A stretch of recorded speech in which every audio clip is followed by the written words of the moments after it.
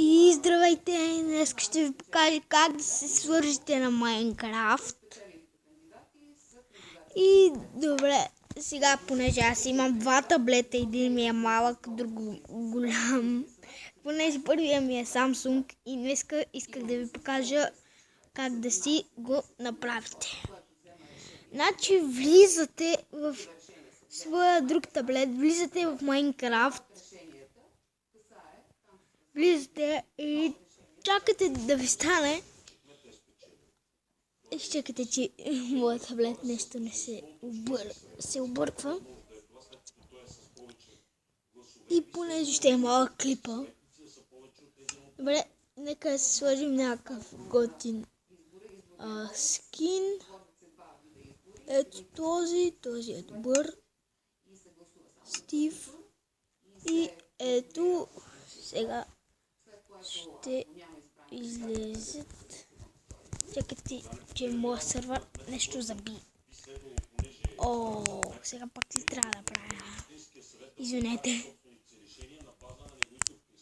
Сега това трябва да го махам.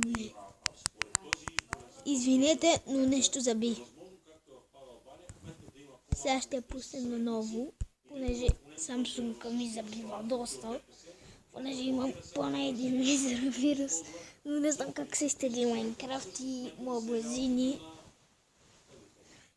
И натискате тук, влезете си в своя сървър в Samsung, ако имате такъв таблет, другия таблет не е Lenovo.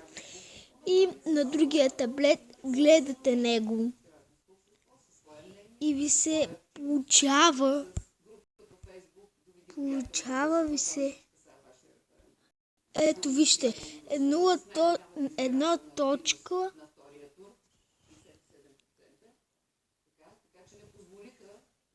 Ето вижте 1.5 на другия таблет.